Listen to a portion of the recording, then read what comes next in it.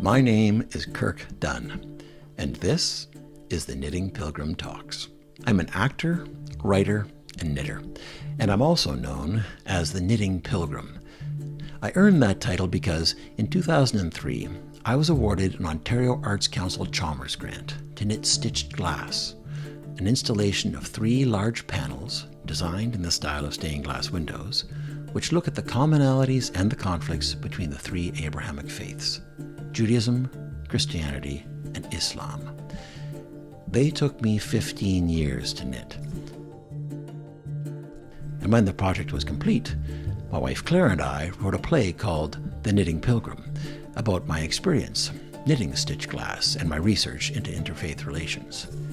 One thing that wasn't covered in the play was the meaning behind the imagery in the knitted panels. So, this series explores each section in conversation because, ultimately, the project is about having conversations with empathy and curiosity about how we understand and sometimes misunderstand each other. Welcome to the Knitting Pilgrim Talks.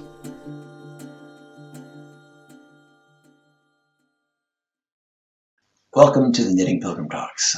Today we're looking at a section of the Christian tapestry. It's the one at the top center, and it features a dove of peace. That's the largest image in it. And that is there because peace is an essential element of all 3 faiths, and the dove of peace appears in all 3 tapestries. Some other images that you'll see in this particular piece is that beneath the dove of peace is the acronym INRI, and that stands for, in Latin, what Pilate had written across the top of the cross of Jesus, which is Jesus of Nazareth, King of the Jews. And these letters are represented by symbols of significance to the church. So the I is the candle, because Jesus told his followers, "You're the light of the world." And the N is comprised of 3 stalks of wheat. Wheat's used as a symbol of new life in the New Testament. For example, in John, we say, "Truly I say to you, unless a grain of wheat falls into the earth and dies, it remains alone. But if it dies, it bears much fruit." The R is made up of a loaf of bread and a goblet of wine, evoking the Last Supper and communion. And the second I is a symbol of a fish, which was a symbol of the early Christian church. The Greek word for fish, ichthys, was actually used as an acronym for Jesus Christ, God's Son, Savior.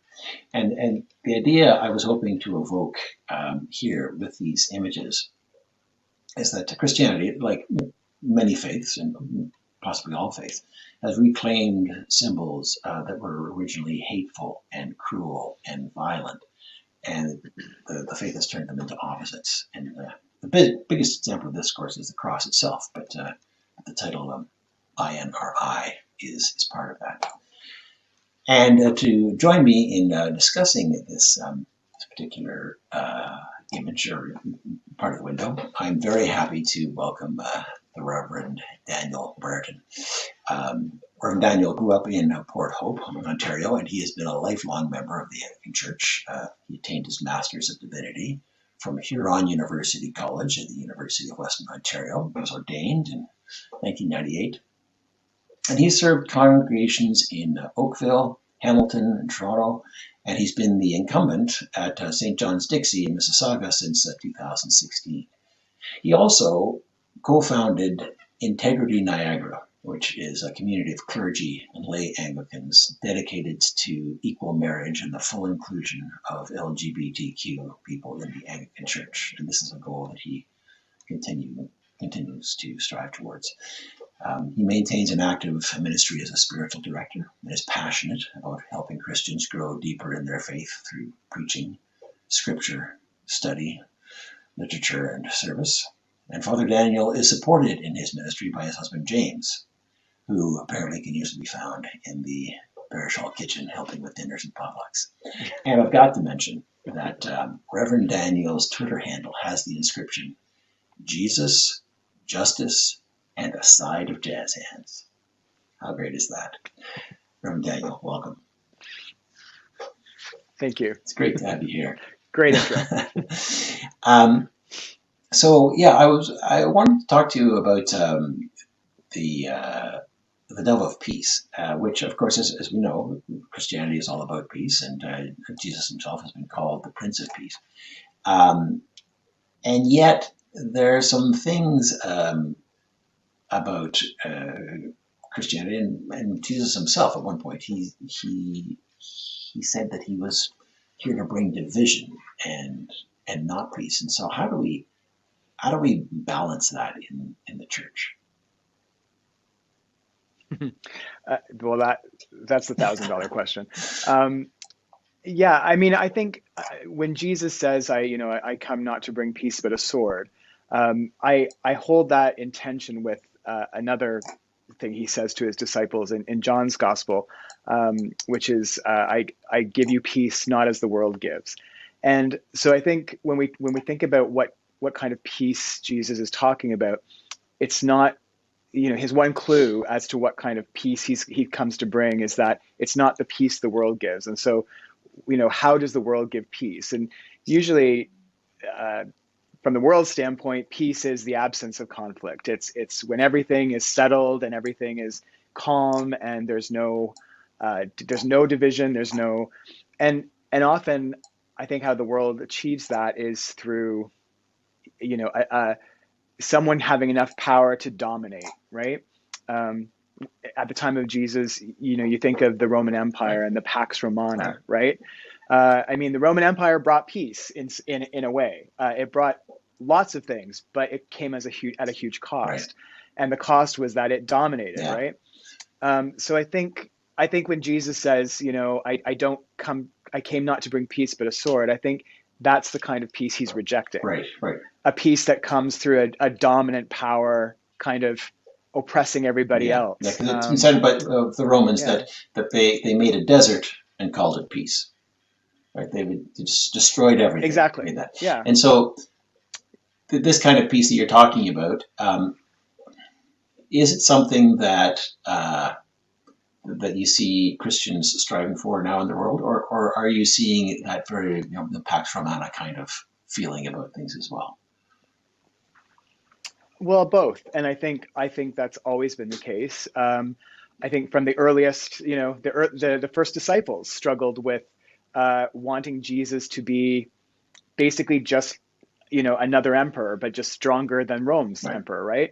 The whole idea of the Messiah was that it was going to be a political figure who would come and fix everything. And I think in that way that we often look at, Mm. superheroes in movies Right. doing, right? They manage to save everybody by being even more violent than the Right. villains. Yes. Um, and and Jesus disappointed a lot of his followers by not being that kind of leader. And I think since the very beginning, I think Christians have struggled with what what did Jesus mean by peace? What did he mean by leadership? What did he mean by power? And too often we turn him into just we've made the church into just the Roman Empire, Right. right?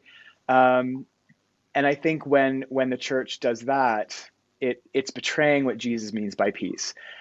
In the meantime, I think there are lots of Christians who do struggle for peace as Jesus Hmm. meant it. A peace that isn't about the complete absence of conflict, but something that's solid and real in the midst of that. Right.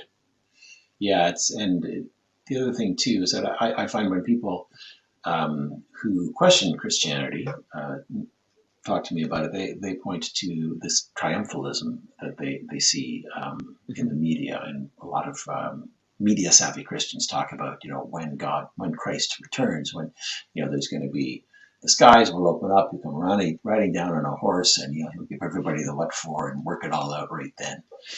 And that, and from what I hear Right. you saying, I love what you said there about Jesus disappointed. I mean, I think the frightening thing about the Jesus of the gospel, from what I hear you saying, is that he's very disappointing to people who want that triumph. He, Right. And who can only understand triumph and power in those terms.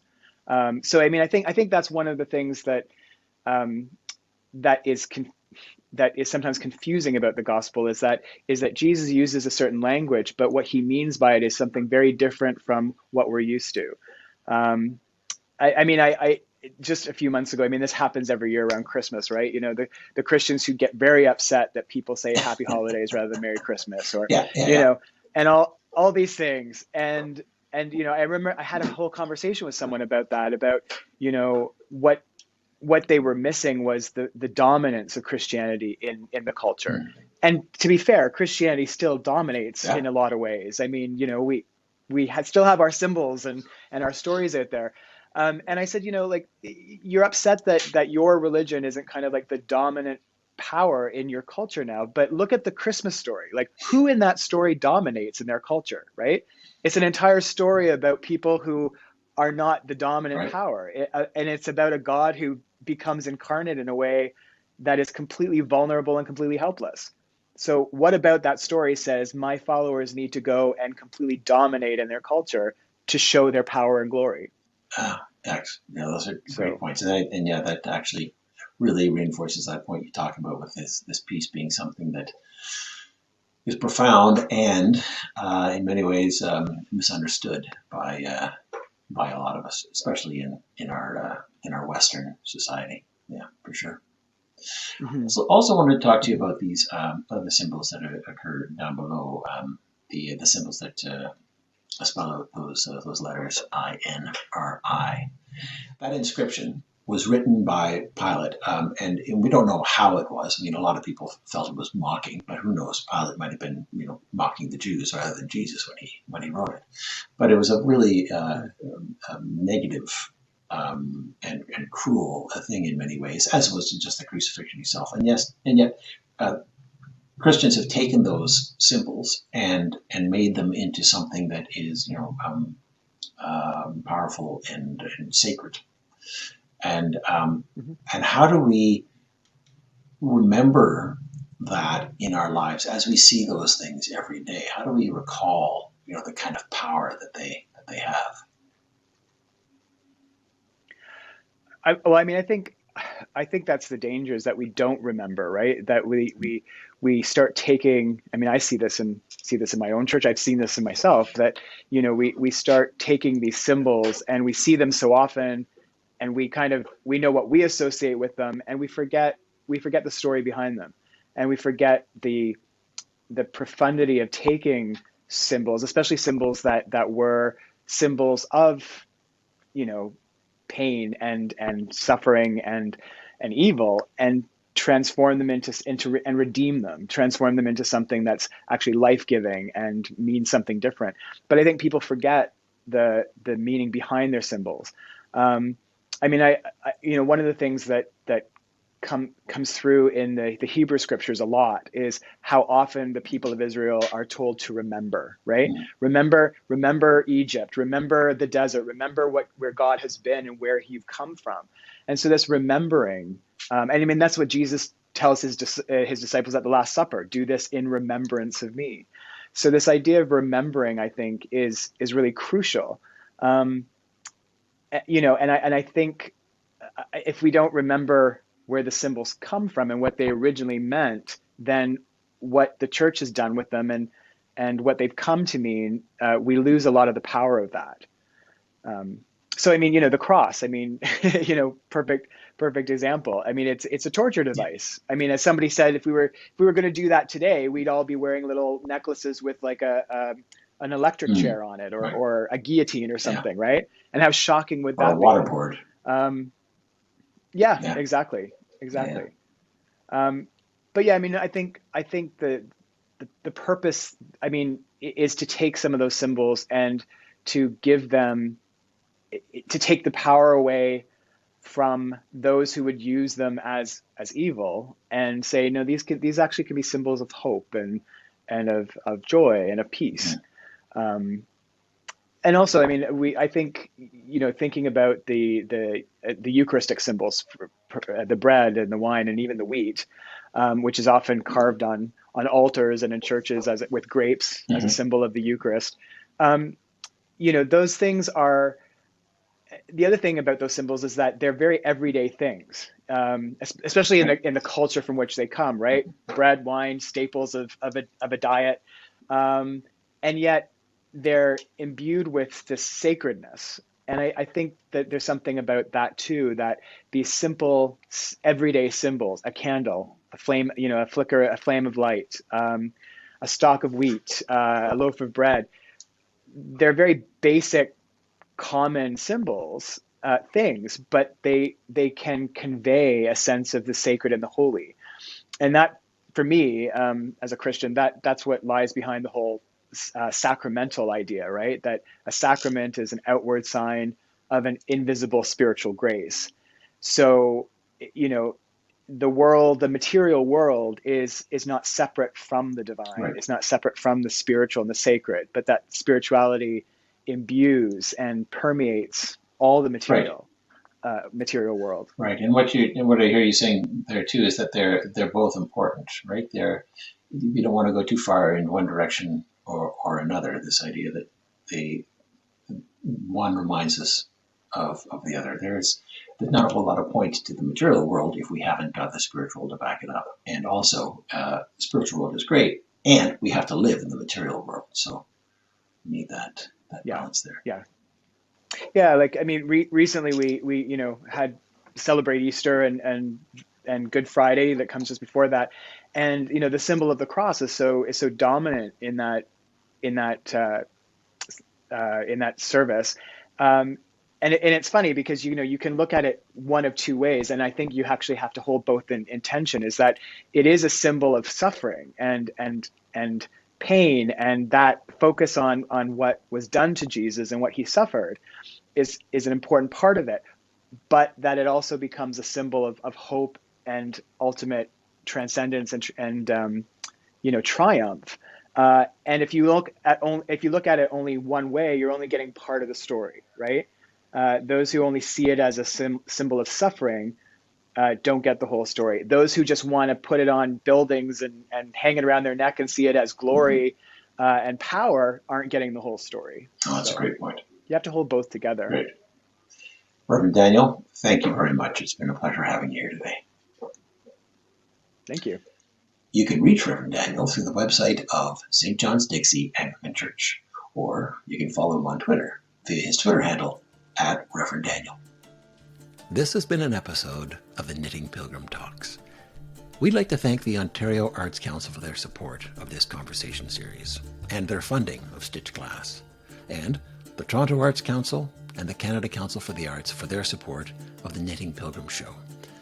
If you'd like to hear more conversations like this about interfaith matters, stitched glass, and knitting, please check out our episodes at kirkdunn.com or the Knitting Pilgrim YouTube channel.